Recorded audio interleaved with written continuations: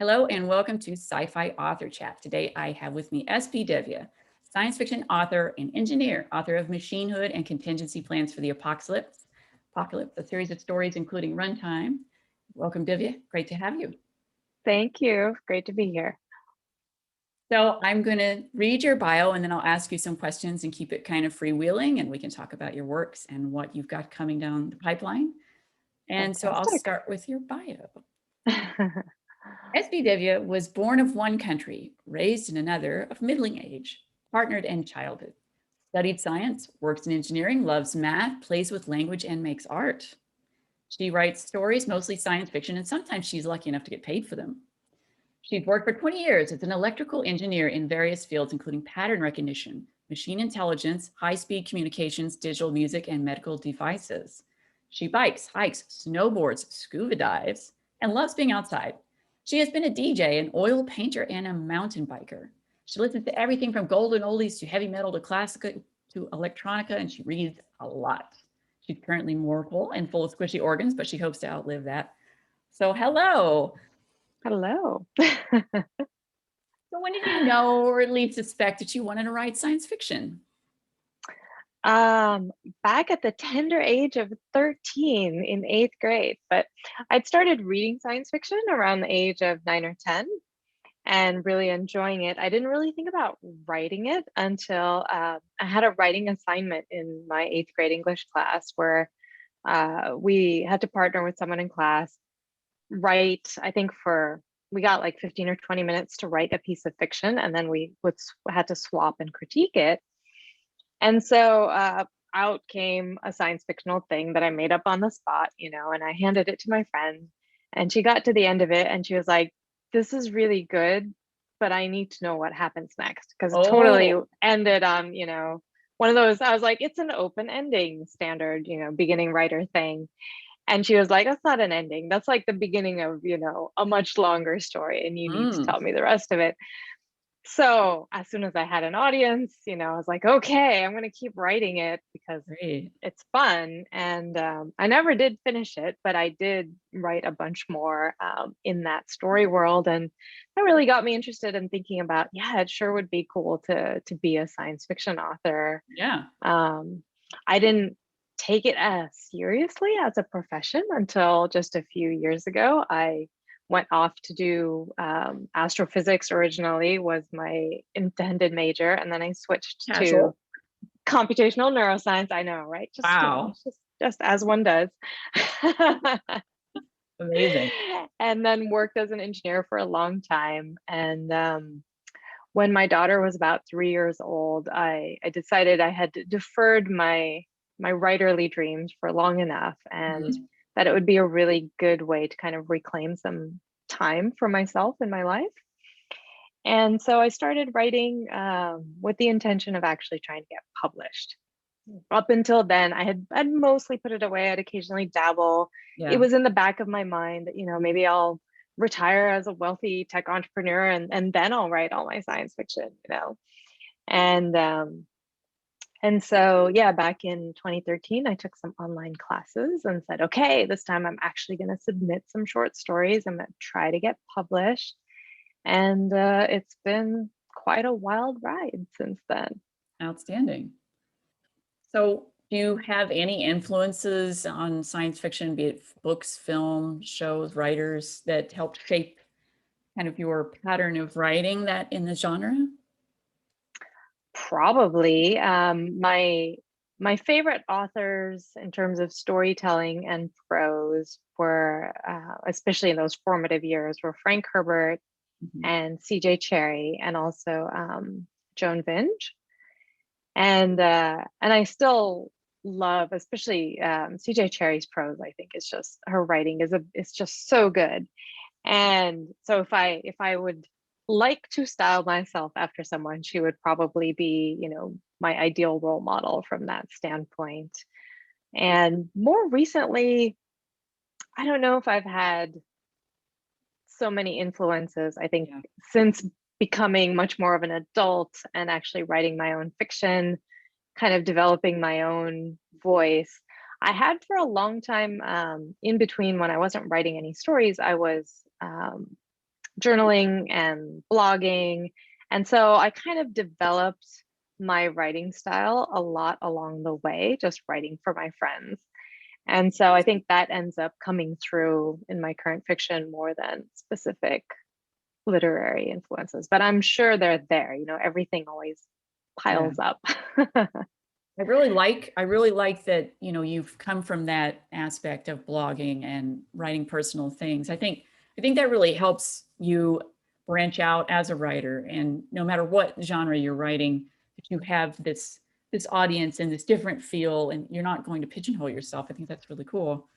So, but I Yeah. am curious, you have this amazing science background, astrophysics and engineering, and so how much of that do you think you weave into your science fiction? I try to weave in as much science and technology as I can just because I Excellent. love it as a Yeah. subject. So, any excuse to sit and do research, to talk to experts, to read journal paper abstracts, I will take those reasons far beyond what fiction actually needs. Um, but I enjoy it. And to me, that's part of the pleasure of being a writer at this point, especially as my second career rather than my first career. It's Right. like I'm doing this because I love doing this. Right. And if part of that love comes from, digging into what's happening in science and technology and really thinking about that stuff, then yeah, absolutely. I mean, in terms of my own direct background, I guess it's nice to have kind of a breadth of basic understanding, right, of physics, Right. of astronomy, of biology, neuroscience, as well as computer science and electrical engineering. So it's like chemistry is my weak point. That's the one I left out of Oh, that. yes. Chemistry and I don't get along either. I get it. Um, but yeah, but smatterings of everything else. So I tend to put a lot of biotechnology into my stories. That's Great. something I really enjoy.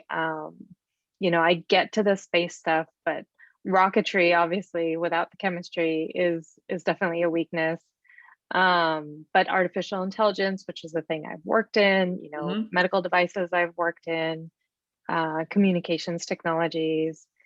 So I would say those maybe have less direct influence on my stories. And it's not that I'm always drawing on my specific experience and, the areas that I have expertise in, but I kind of try to pull in from all these disparate knowledge bases to, go forward with what I'm interested in. And there's Right. so much cool stuff happening I right know. now every day. Like, Super fast. It's like coming like a yeah, faucet. Yeah. yeah, it's sometimes it's like that the challenge is keeping ahead of science Right. fiction becoming reality than, just trying to imagine what could happen. Right. It sort of feels like we're reaching a different kind of singularity with sci-fi and Yeah. science, right? So that, oh, because now we have AIs who are writing stories too, and like, don't you Yes. dare stay away, but I think that there's a long ways to go before you have like a, hopefully, and you sort of take over, it's sort, we have this imagination of things like Terminator or Review, this murderous AI or tech or whatever, but really it's about stealing our writing jobs. Don't do it. No. So Yes. It's funny because yeah, that's really what machinehood is ends up being about, is me exploring this labor conflict between AI and automation and human beings. Because that's ultimately what it comes down to, right? Is everyone's right. afraid of uh, the software or the hardware taking over their jobs, and then what are they gonna do for a living, right? Like we all Yeah. still have to make our way through life. But the funny thing is, when I was researching for this book, I was doing some historical research about past labor conflicts. And, there were some big upheavals about a century ago with Yeah. factories coming in and the second industrial revolution and the rise of Mhm. labor unions, all of that. And people had the exact same concerns. They were like, well, you're going to build all these factories, then, who's going to work at the farms, right? Like, Right. what are people going to, how are people going to earn a living? How are we going to have enough food? And so I feel like we're just kind of in that cycle again right Yep. now with, with sort of the existential crisis that everybody's having at this moment about, Which was also 100 years ago, like yeah, biology and tech, both a strange time mirror there, huh? I think it's Pandemics and industry. pandemic too, So, right? yeah, crazy, right? So, but what did we learn from that? Do you think that that could help us now, that could kind of ease that anxiety? Do you think that we learned from that experience? Obviously, we were fine. We figured it out. But, We figured it out. how would you, assuage people's concerns about this, in the real world? Yeah, the one thing that we Americans, especially in the United States, did 100 years ago that ended up being critical, I think, to our success in the 20th century was, we implemented free mandatory public education. Yeah, And the people who were initially talking about that in the 19 teens, um, were getting laughed out of the room originally. The way, people are raising eyebrows at free college right now. right. And Interesting. everyone is like, what? You can't, stick kids in a classroom all day. Like, why does everybody need to know how to read and write and do arithmetic? Like, this is Right. ridiculous. Um, but eventually it caught on, and we made that shift, from kids being farm labor to kids being office workers. And that was critical, I think, for our Okay. economic development and for those new jobs that came up, right?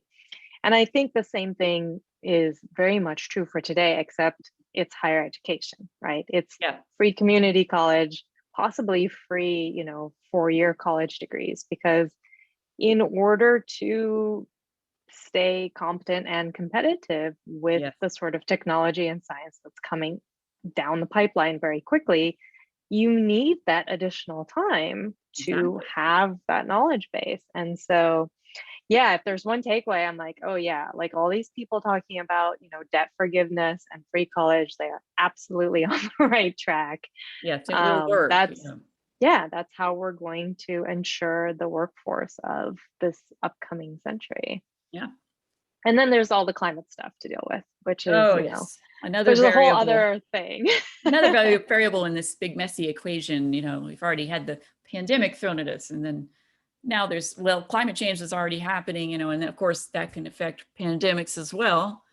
Yeah. So it's an interesting time to be in science and to be writing about our current predicament. So what would you say, out of the books that you've written and the short stories, what do you think captures the mood of the moment the most? You mentioned machinehood. Is there another story that sort of is kind of almost a little uncanny that you've written? Um, I feel like we're always projecting sort of a future trends thing as a sci-fi writer, but also with a science yeah. background. It's just kind of in our brains. Yeah, I mean, it's interesting. My novella runtime is 5 years old now, but I had drafted it in 2014. Okay. And one of the central points in there was, a conservative political movement in America that was very anti-immigrant. And Runtime came out in May of 2016. And then, we had the election that There's my fall. crystal ball. Yeah. I know. And so like the beginning of, late 2016, early 2017, like, I was just kind of like, what just happened, right? Like I didn't think this was gonna happen so fast. Um, and yeah, similar things are happening with machine ed, right? I think anytime you write near future and you're really Yes. extrapolating from history as well as the present, some things are going to accidentally come true. One Yeah. of the things in machinehood is a couple decades of multiple pandemics that eventually became, basically like biohacked plagues on the regular. Mm, However, to counterbalance it, there's a whole economy built around, um, antidotes and vaccines that people are right. also taking daily to counteract the daily pathogens that are being engineered and released. And it's not a very, like, that part of it is not necessarily a central part of the book. It's kind of like mentioned in passing, so Mm, and so died, and intriguing. And everybody needs to take their daily pills that have these, Yeah. have these treatments or preventatives. And so it's just kind of this background thing that everyone's just used to in 2095, right? But it's that transition through this century that I had been reading some stuff saying that because of climate change, we are likely to be facing new Or, and or more dangerous variants of existing right. pathogens. And it's like, oh, look, that in my book, I was like, this happens in the 40s and 50s. I'm like, well, it Could came be a little sooner. sooner. Yeah. Could be sooner. It's disturbing, that strange lens that we look through when we're projecting, and yeah, to have it come true and so quickly. It's just a weird feeling, like I was writing a book and mentioning, calling this one planet, there was like a warning to come into the system, just this repeater message, stay out of the system. And somebody was like, oh, it's a plague planet. And then in another chapter, I talk about masks. And this was before, this was in the before times. And then all this happens. I'm like, this is creepy. And I'm always thinking, because it was part of my day job, was to, as a science writer, to think in terms of future trends as well. So it's always Right. just, it's fun, but it's a little nerve wracking. And something I'm working on now is I'm sort of like disturbed. I'm like, should I do this one? Because this one will be really scary if this freaked out. But, so what are Well, you currently working on? You've got, so Machine Hood just came out. right. Machine Head just came out a few months ago. I'll have another show and tell. I had a short Oh, story yes. just come out in this Ooh. anthology. It's called Weather Change. The Revolution Will Be Weird. I listen, that artwork is Ooh, amazing. that is fabulous. So I have That's a, out sort now? of slipstream. Yeah, that's out now. And Cool. I have a little slipstream, almost kind of YA-ish story about a teenager who wakes up one morning and discovers that everybody in the world is floating. It's called Float Day. Whoa, fun. Busy lifting drinks And for everybody. yeah, right. Mm. Yeah, I have another short story coming out later this year, as well as one really interesting one that came out very late last year from 12th Planet Press. That's pretty scientific. You were asking about sciencey Yeah. background. That one's called Textbooks in the Attic, and Ooh, great name. our our mandate for that was to have a positive post-apocalyptic Excellent. vision. Yay. So my story ended up being a sort of, not exactly like truly post-apocalyptic, but post significant climate change, flooding, and just a different way of life, where it was about community building. And I Oh, got to great. have the main character basically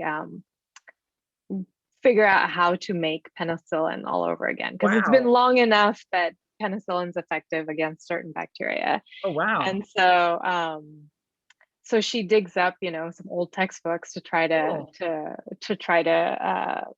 formulate penicillin on her own, because you can't just go out to a store and Right. buy it anymore in this semi-post-apocalyptic future. And so that was really fun. Like, I really dug into the research there in terms of like, well, can you make your own penicillin, like the sort Right. that you could actually consume without, killing yourself from toxic mold? Right. Um, and if so, like, how would you go about doing it? And it turns out you wouldn't necessarily be able to do it with the ingredients in your kitchen. Right. You can grow the penicillin very easily. It grows best on melons. Hmm. We've all heard that it grew on bread first, but it turns out that melons make a better Melons. medium. Intriguing and And disturbing at the same time. I know, right? And but in order to refine it to where it's, especially if you're going to inject it, like, you Right. you really need to be careful there. There are certain chemicals that you need for that processing that are somewhat doable with your kitchen, but it would be better if you could, order at least a few of them from Hmm. your local chemistry lab. But that was loads of fun to write. That That was sounds like a an really fun one. enjoyable story. Yeah, to write and to research, like I said, Very cool. to like Google, how to make penicillin at home, and I swear, like 90% of the hits were survivalist sites. Yeah, that makes Like sense. the I bunker can see people, that. you know? Right, right. I did not trust their formulations. They were just like, yeah, you can just do it. Like, you don't need doctors. I'm like, I don't think that's quite accurate. I mean, you're probably A not little going to more kill work. yourself with the mold you eat, but you could make yourself pretty sick. Yeah, which you don't want to do when you're in an emergency situation. So don't want to add Correct. to When the you're problem. already Yeah. fighting a bacterial infection. Well, then anytime you're trying to purify anything too, that's going to take a little bit extra steps. So yeah. Right. Right. Yep. And then right now I'm working on some more short stories. Great. I'm writing fantasy because it's been a while. There's an idea I Yay. had a while ago for a Rumpelstiltskin retake from Ooh, an Indian fun. point of view. So I'm playing with That that. that sounds amazing. So have Yeah. you submitted? So you're working on it right now. You haven't submitted it yet?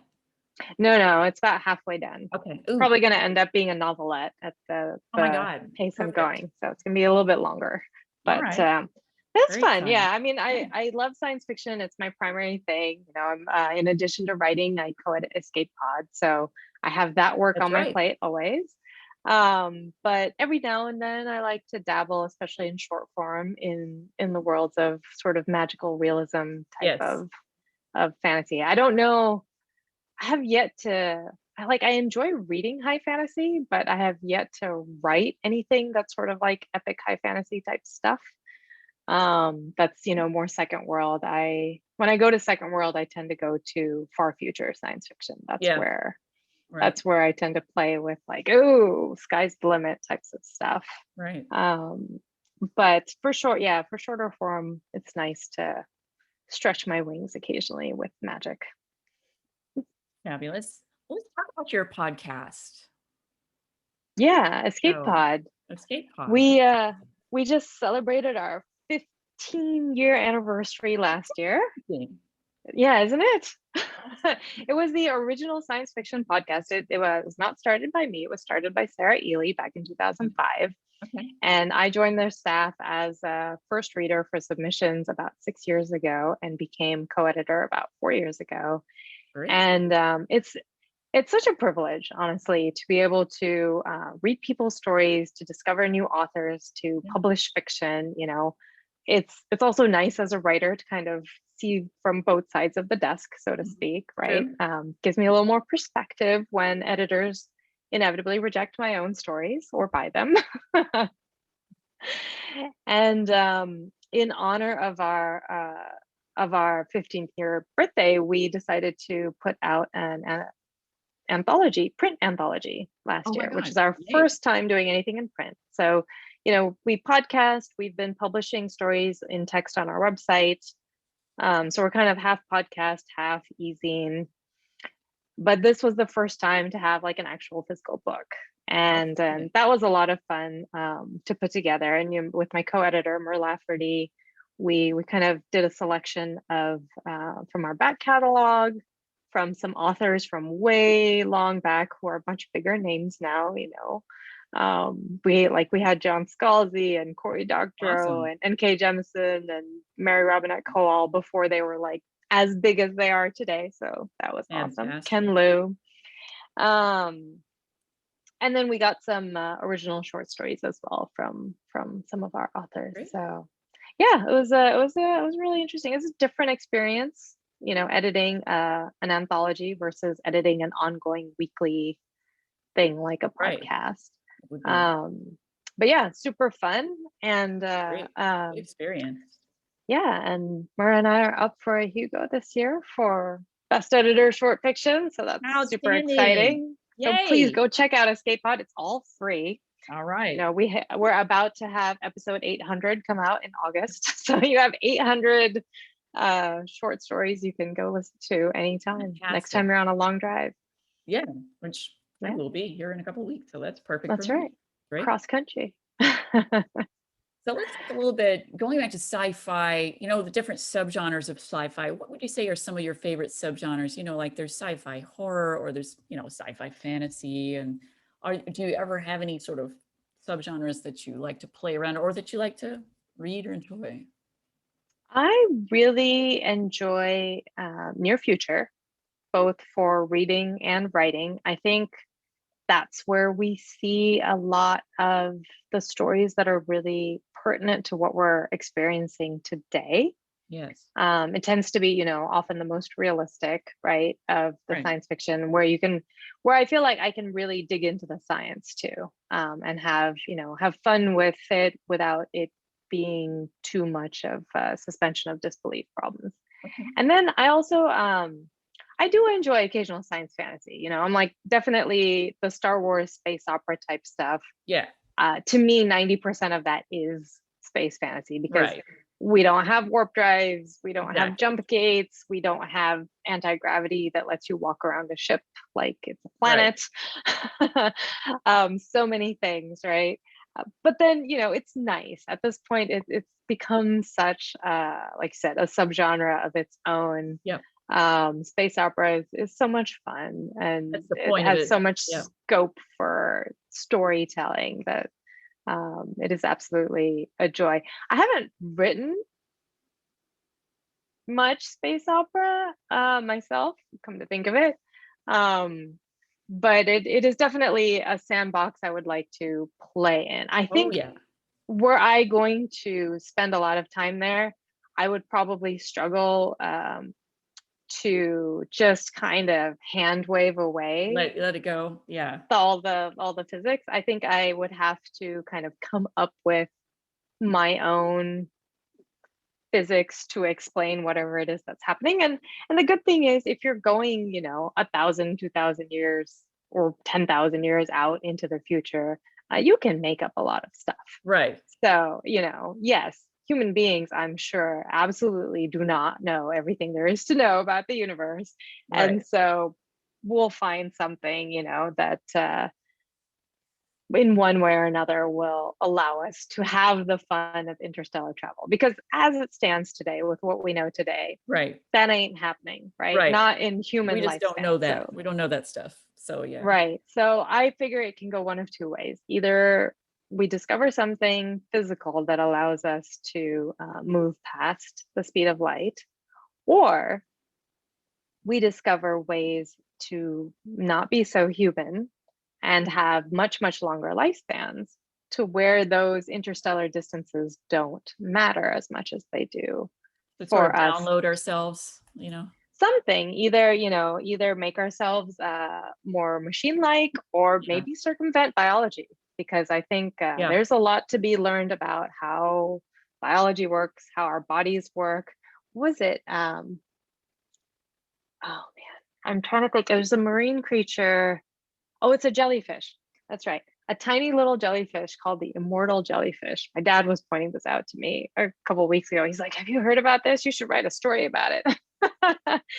And so it's this tiny little jellyfish that can basically go back to almost like a embryonic state Huh. and basically rebirth itself, like renew My its body. God. And this is a real actual thing on planet Earth right now. In our So, oceans, which are the most right? alien places. And so I figure there's so much power in biology that we Yeah. have yet to It's just harness, right. right? We just don't even know. It's Yeah. So incredible and maybe exciting. 1,000 years from now, we have these life cycles where we just Yeah. kind of renew our bodies every 100 years or every 50 years. And therefore, we can spend 1,000 years traveling Right. across our galaxy and it's Yeah. no big deal. And there would be a lot of room for debate there of like, are you the same person? Is it a ship of Theseus kind of situation? Oh, Like the yeah. same thing with teleportation, right? Are you really the same person that you work for? Those kind of things. So you Right. have a lot of fun with that one. But I would love to see you write space opera because I know you would just inject in it just really incredible stuff. So your writing's really terrific. So, and your Thank you. science is terrific. And I get really excited because I have a science background. I write space opera, but right now I'm writing a near future, harder sci-fi, like a thriller. And so that's Hmm. leaning more on, I'm having to talk to people at JPL and things like that, which is really fun. And I love. And I love, like you, doing the research. I think it's such a rich experience that I don't know, like maybe I like to write poetry occasionally, but I don't think I need as much research for it. And so I just really enjoy the research so much. That's a Yeah, lot of especially time. with near future. Yeah. there's You have to so do your much you can homework. really dig into. Yeah. Yeah. But there's And still so much room to play. people love talking about this stuff too, right? Like that's Oh, what I yeah. love about talking to other scientists and tech nerds, but even like, historians. I consulted a constitutional law professor about Cool. unpublished sequel to Runtime, but like I wanted to talk to someone about the constitutionality of some of the immigration law that was there, Hmm. and happened to know someone who knew someone. So Yeah. he spent like an hour on the phone with me, just like, geeking out about, oh yeah, like Cool. what could you legally do in America? So Pretty neat. yeah, I that's probably my second favorite aspect of being an author, besides the actual writing of stories, is the having reasons to kind of talk to these people, to research, to dig Oh, into yeah. that stuff. I agree. I feel the same way. It's just so fun and so cool. And the connections you make are just really priceless. You never know how that will pan out in the future. So, but let's talk a little bit about process now. Like what's your typical writing day like? Do you have sort of a pattern that you like to stick to, or do you just write when you can? Do you carve out time? What do you do for your write? Generally, I have a pattern. It it was all completely thrown off by the pandemic, just like everything else. Yes, familiar. I had a pattern where my spouse would go off to work in the morning. I would drop my child off at school. Mm-hmm. And then I kind of had my core hours from about 10 to 2 where I would write.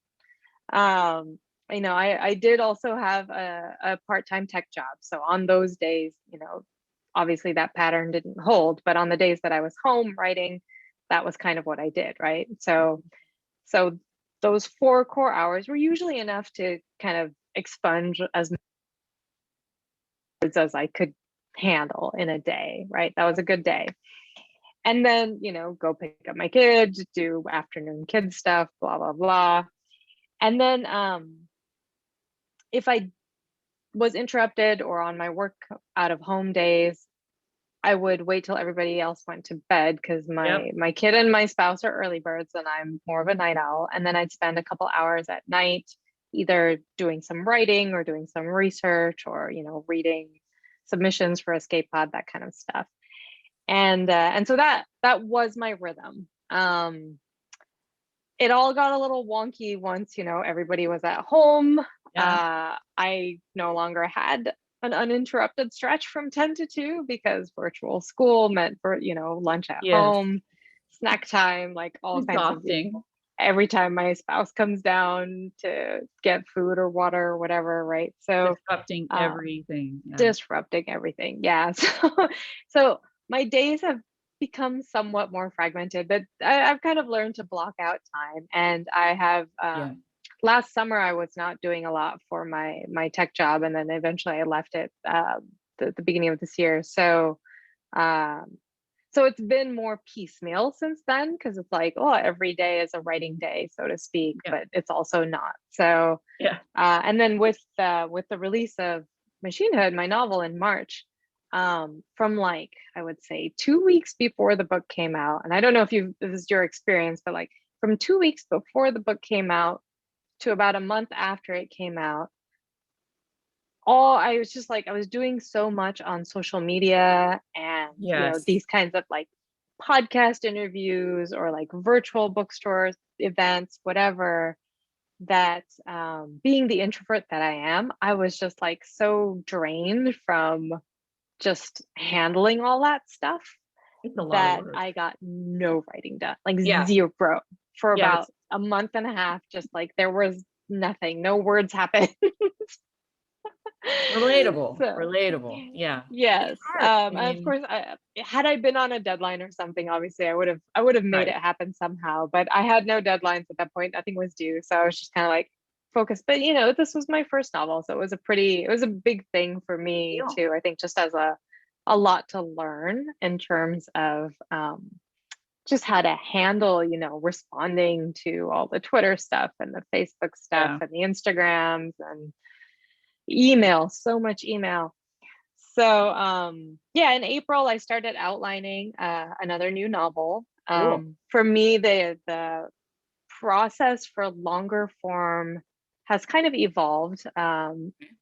with short stories, I usually had a rough idea in my head and I could kind of encapsulate most of it in my head. And then I would just sit down and write it.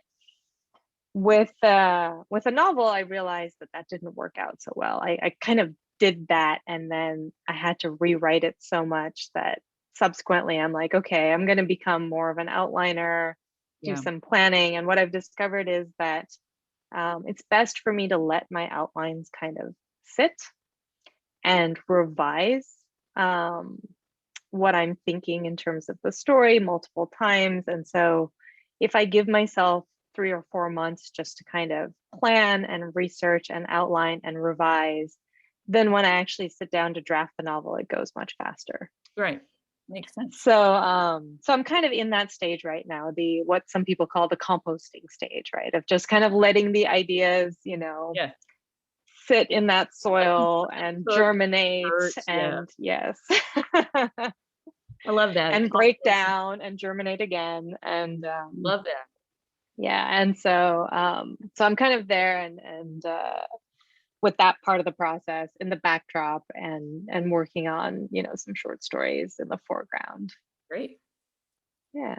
All right. Well, I'm gonna throw out something kind of cheesy that I've done to the other authors I've had on Sci-Fi Author Chat. And I'm gonna ask you, what is the one thing that would tip someone off to your being human or not? Like, say, a reverse Voight comp. We'll start with what would tip them off to your being human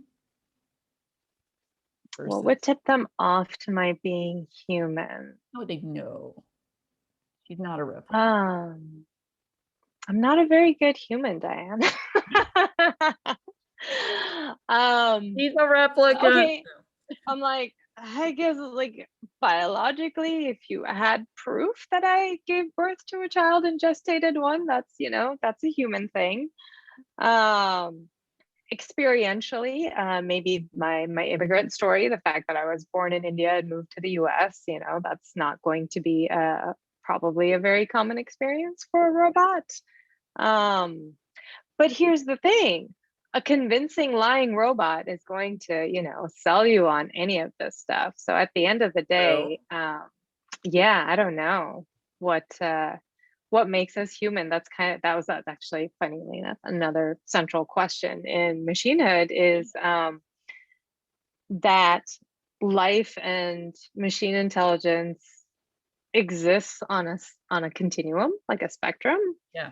And so I don't know that there are clear demarcations of what makes human in a convincing fashion, especially through a screen. Right. True. Maybe in person we can smell each other, we Some can sort of tipping off. touch each other, something tactile or, pheromonal that we might get that might tip you off to, okay, this is more organic than metallic. But in this kind of interface, no, I think we're very close to being able to fool people Yeah. really, really well. Deep fake Zoom meetings. But well, okay, so but what is a quality of yours that might come across as inhuman or robotic or, what is the machine Um, side of you what is that the machine part of me? yeah, I'm like very, very systematic and process oriented. It's partly, I think, what drew me to being an engineer and enjoying yeah. that kind of work. I'm also a terrible, terrible control freak. Like I like to know, how everything's going. Yep.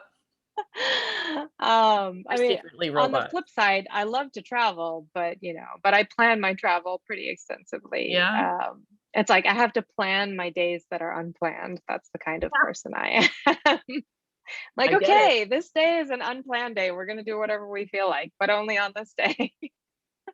So it's the list, it's the planning. That's the dead It's giveaway that the you list. are Yeah, yes. I think totally that's probably the Android. most like machine part of me. But I also I have synthetic parts. I'm very badly nearsighted, and about 8 years ago, when I was too badly nearsighted to be a good candidate for LASIK, Uh-huh. I went for what are called intraocular lenses. They Oh, haven't really taken off. I don't know. I think just because LASIK got so cheap and yeah. easy that a lot of people just went that route. But it's a very similar surgery to cataract surgery, except that they slip in a polymer that acts like a permanent soft contact lens Wow. behind your cornea. Cool. And yeah, and that corrected my vision. And so I'm like, yeah, I have cyborg eyes already, and actually ended up with 2015 after. Oh, I excellent. know. I'm like super eyes. That's really cool. Yeah. I mean, thank goodness for tech helping us out in that way. Right, in so many ways. So many ways. So let's flip it back to writing. And I want to know, what's the worst writing advice you ever received? What's the worst writing advice I have received? For me personally, it's probably the write every day advice. Yeah. That has never worked for me. Even in the year 2014, when I was trying to get serious about being published and being a professional writer, um, Jerry Seinfeld had this thing that he called the X method, where you print an entire year's calendar on one page. You've got each of those months with every little box for each day, and for each day that you want to do whatever it is, you put an X in the box, right? So I was like, okay, I'm gonna write every day. So I'm gonna, put an X for every day that I write. I get to make a little X on the thing. Very rewarding, dopamine centers, right? Yeah. But at the time, I had a 4-year-old who was bringing back lots of germs from preschool, right? So there were stretches where I was too sick to write or Couldn't do it. whatever. Yeah. And then I would get very depressed because I was like, oh my gosh, I'm a failure. Look at this stretch of 10 days with no X's. Like, this is catastrophic. And then I came up with a different methodology. And that was that I did not have to write every day, but I had to do something for 1 hour a day that was writing related. So Okay. even if I wasn't actually writing, I should either be revising or I could be researching. Researching. Yeah. And so it's just, as long as I was in front of the computer for that hour, doing something related to my writing, not faffing around on the internet, Mhm. it counted and I could mark off my X. And then I also learned to forgive myself for like vacations and being sick. I'm like, okay, you're your own boss. Don't be a horrible boss. You're allowed to be sick. You're allowed to have time off. Yeah. That is okay. Just the rest of the time, get your X's in, Yeah. and that worked out a lot better for me. It's like Great. I find that I really do need those periods where I allow myself to just, like I said, compost, collect ideas, work on Yeah. other things, dust off old drafts, whatever it is, as long as I'm being productive and not just goofing off, Right. it counts. But write every day, yeah, I still hear people sometimes say that, and I'm like, no, you don't really need to write every day Right. to be a writer. Like, if And it you works don't, for you, yeah, great, but don't beat yourself up if you can't do it. exactly. And don't burn out, which, it's a, could be a self-fulfilling prophecy that you've made yourself, not right, because you've subjected yourself to this merciless self-employment boss situation. So yeah, I think it's really good advice to forgive yourself and to work on different aspects of writing every day. Cause I feel like we're always writing in our heads, but to be doing something productive, like you said, like research is very important. Yes, So and I include reading in that, by it the is way. That's absolutely. something that a lot of people forget, is that, Yeah, we all came to this because we loved reading. exactly. And that's part of research, is not just reading nonfiction, but reading fiction. Like, keep up on new books or new Yes. short stories, Mhm. whatever space that you're writing in. It is worth knowing what's out there, but it's also inspirational, right? It Like, you is. read a good book and it's still like, oh yeah, now I'm energized. I want to write Right. my Want to own go thing. write your own. Yeah. So Yeah. exactly. So in that vein, like what's the best writing advice that you could give to someone starting out as a writer? Oh, persevere. Right. I still have to talk myself, off that cliff once in a while, when the inevitable downturns come in your writing career. Like, no matter how successful you are, Hugo nominations notwithstanding, there are still going to be setbacks. Martha Wells is a fantastic example. Her Oh, her yeah. speech, most recently, she just won the Nebula for Fugitive Telemetry, And one of the things she said in her speech was, um, there will be times in your career as a writer when you're going to want to give up, and it'll feel very easy. It's just like to say that I'm a failure, nobody I'm done. wants to buy my Quit. stuff. Yeah. She had 4 years, I think I read somewhere, where she couldn't sell a book.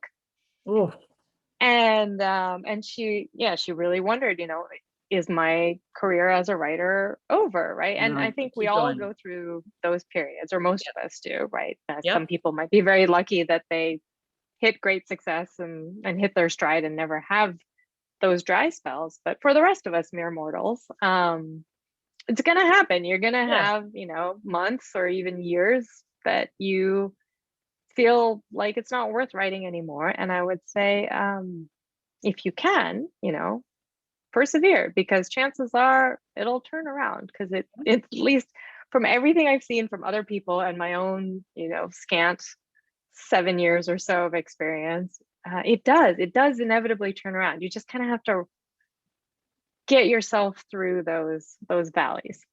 Keep going. Keep Good. going. All right. Well, is there anything that we haven't talked about that you'd like for readers to know? No, I think that mostly covers it. I would say, if you want to connect with me, you can leave me a message on my website, sbdivya.com, very easy, or find me on Twitter as @Divya's tweets. I do not keep my DMs open, but you can always, at me, and we can go from there. Fantastic. Well, Divya, Yeah. it's been so wonderful to have you on here and to see you, and you seem to be thriving, and I'm inspired talking to you. And now I want to go do all my own research and get back to this near future story. So congratulations on all your wonderful projects and nominations and everything that you've had. And fantastic. Thank you so Thank you much. so much. All Yeah, right. thanks for having me. It was a great conversation, and good to see you as always. You too.